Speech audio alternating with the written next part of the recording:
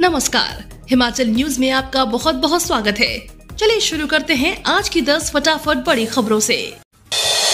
BJP ने गाय के नाम पर सिर्फ राजनीति की, बोले सीएम। मुख्यमंत्री सुखविंदर सिंह सुक्खू ने कहा, भाजपा ने गाय के नाम पर केवल राजनीति की है, जबकि गाय और गोपालकों को कल्याण के लिए वर्तमान कांग्रेस सरकार ने अनेकों योजनाएं निकाली हैं। उन्होंने कहा कि बेसहाय पशुओं की समस्या का निदान करने के लिए राज्य सरकार के निजी गौ सदनों में आश्रित गौवंश को दिए जाने वाले अनुदान को भी 700 रुपए से बढ़ाकर 1200 रुपए प्रति माह करने का निर्णय लिया है। मानहानि मामला, मुख्यमंत्री सुखविंदर सिंह सुक्खू को हिमाचल हाईकोर्ट से फिर नोटिस। हिमाचल हाईकोर्ट ने गुरुवार को मानहानि मामले में मुख्यमंत्री सुखविंदर सिंह सुक्खू को फिर नोटिस जारी किया। अदालत में याचिकाकर्ता की ओर से उनके वकील ने बताया कि मुख्यमंत्री को नोटिस सर्व नहीं हुआ। न्यायाधीश सत्येन वैद्य की एकल पीठ मामले को सुन रही है। याचिका में आरोप लगाया गया है कि मुख्यमंत्री ने ऊना में अपने भाषण में कहा कि कांग्रेस के 6 बागी विधायक और 3 निर्दलीय 15-15 करोड़ रुपए में बिके हैं। इससे याचिकाकर्ता की छवि को आघात पहुंचा है। हिमाचल में सीएम सुक्खू पर भड़के सुधीर शर्मा, कहा यह चुनाव मुख्यमंत्री बदलने के लिए। धर्मशाला विधानसभा क्षेत्र के उपचुनाव में भारतीय जनता पार्टी के प्रत्याशी सुधीर शर्मा लगातार प्रचार में जुटे हुए हैं। जहां एक तरफ सुधीर शर्मा जनता से समर्थन मांग रहे हैं, तो वहीं दूसरी तरफ मुख्यमंत्री सुखविंदर सिंह सुक्खू पर भी लगातार हमलावर है। सुधीर शर्मा ने कहा कि धर्मशाला की जनता का अच्छा रिस्पॉन्स मिल रहा है। उन्होंने कहा कि जनता ने बीजेपी को जिताने का मन बना लिया है। आर्थिक मोर्चे पर संकट में हिमाचल, चुनाव खत्म होते ही शुरू होंगी मुश्किलें। छोटा पहाड़ी राज्य बड़े आर्थिक संकट में गिरता नजर आ रहा है।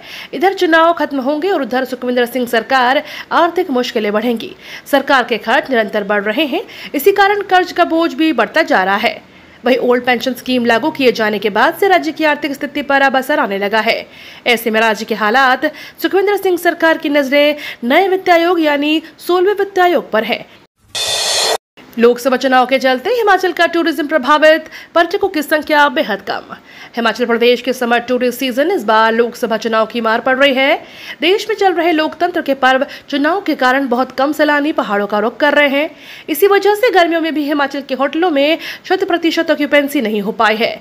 वीकेंड पर जरूर 70 से 80% ऑक्यूपेंसी पहुंच रही है, लेकिन अन्य दिनों में 50 से 60% ऑक्यूपेंसी है। हिमाचल आएंगे पीएम मोदी, जेपी नड्डा 18 को करेंगे 3 जनसभाएं। प्रधानमंत्री नरेंद्र मोदी अगले हफ्ते हिमाचल प्रदेश के दौरे पर आएंगे। हिमाचल बीजेपी ने 23 से 26 मई के बीच प्रधानमंत्री मोदी की 4 लोकसभा सीटों पर एक रैली की मांग की है। मोदी हिमाचल में एक दिन में 2 जनसभाएं करेंगे। अब पार्टी हाईकमान से रैली का कार्यक्रम फाइनल होने का इंतजार है। वहीं भाजपा के राष्ट्रीय अध्यक्ष जगत प्रकाश नड्डा की 3 बड़ी जनसभाएं फाइनल हो गई हैं। अब मिड डे मील वर्कर्स को छुट्टियों का मिलेगा वेतन, हाईकोर्ट ने शिक्षा विभाग को दिया आदेश। प्रदेश हाईकोर्ट ने हिमाचल के सरकारी स्कूलों में सेवाएं दे रहे करीब 18,000 मिड डे मील वर्कर्स को 2 माह की छुट्टियों का वेतन देने की शिक्षा विभाग के आदेश दिए हैं। हाईकोर्ट की एकल पीठ ने संघ की याचिका को स्वीकार करते हुए मिड डे मील वर्कर्स को 10 माह के बजाय 12 माह का वेतन देने के आदेश दिए थे।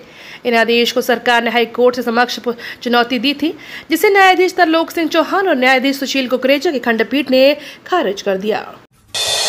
मैदानों के साथ अपने लगे पहाड़, नैरी में अधिकतम तापमान 42 के पार। हिमाचल प्रदेश में मैदानों के साथ पहाड़ों में भी तपने लगे हैं। नैरी में अधिकतम तापमान 42 डिग्री सेल्सियस के पार हो गया। वहीं बिलासपुर में और ऊना में 40 डिग्री सेल्सियस के आसपास दर्ज हुआ है। ऊना जिले में बढ़ती गर्मी के चलते दोपहर के समय में लोग घरों से बाहर निकलने में कतरा रहे हैं। गुरुवार को जिले का पारा 41 डिग्री पर पहुंच गया है। हिमाचल के मेडिकल कॉलेजों में दिव्यांगों को मिलेगी मुफ्त शिक्षा, हाईकोर्ट का फैसला। हिमाचल प्रदेश के सभी 6 सरकारी मेडिकल कॉलेजों में दिव्यांग विद्यार्थी अब निःशुल्क पढ़ाई कर सकेंगे। इसी सभी 6 सरकारी मेडिकल कॉलेजों में एमबीबीएस, एमडी, नर्सिंग और अन्य पाठ्यक्रमों के सैकड़ों दिव्यांग विद्यार्थियों को लाभ होगा। अटल मेडिकल और रिसर्च यूनिवर्सिटी ने 15 मई को इस बारे में आदेश जारी कर दिए हैं। हिमाचल में वनों की आग पर दावों का पानी, हर साल करोड़ों रुपए की वन संपदा होती है जलकर राख। हिमाचल प्रदेश के वन हर साल गर्मियों में धू धू कर जलते हैं। करोड़ों रुपए की वन संपदा राख होती है, पर्यावरण को भी नुकसान पहुंचता है। प्रदेश में वनों की आग से सुरक्षा के सारे प्रबंध धरे के धरे रह जाते हैं। आग बुझाने के लिए आधुनिक उपकरण और गाड़ियां भी हैं, मगर उनका वनों तक पहुंचना मुश्किल है। वनों की आग पर सारे प्रबंध व दावे फेल कर रहे हैं। कहने को तो राखी व ग्रामीण स्तर पर कमेटियां हैं, लेकिन जब वन में आग लगती है तो सब गायब होते हैं। वन की आग की चपेट में आने वाले घर के लोग और उसके आसपास के क्षेत्र के निवासी स्थिति पर काबू पाने के लिए जूझते हैं। खुशखबरी, MBBS हो या फिर MD की पढ़ाई, हिमाचल के सभी मेडिकल कॉलेजों में दिव्यांगों को मिलेगी मुफ्त शिक्षा।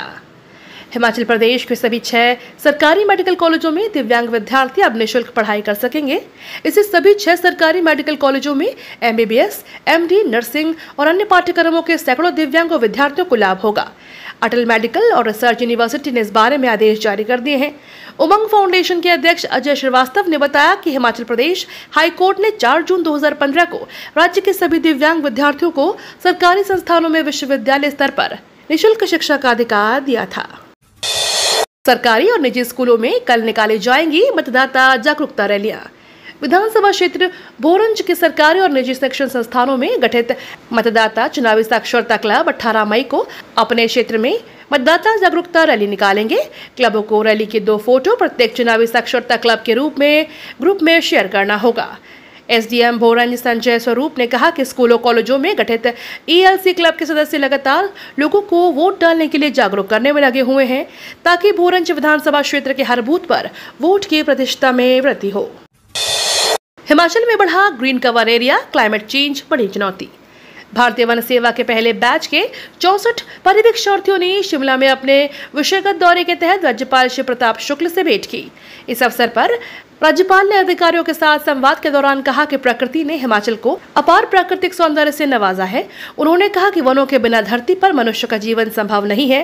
वन सिर्फ हवा और पानी का ही जरिया नहीं है, यह हमारी योजना की जरूरतों का भी हिस्सा है। भारत ने कमाल कर दिया, बना नंबर 1। डेटा सेंटर स्थापित करने के लिए मामलों में भारत ने ऑस्ट्रेलिया, हांगकांग, जापान, सिंगापुर और कोरिया जैसे देशों को पीछे छोड़ दिया है। अब भारत बड़े APAC देशों में 950 MW के डेटा सेंटर क्षमता वाला देश बन गया है। CBRI south Asia private limited की एक रिपोर्ट के अनुसार भारत के बाद जापान दूसरा सबसे बड़ा डेटा सेंटर है और उसकी क्षमता 892 मेगावाट है।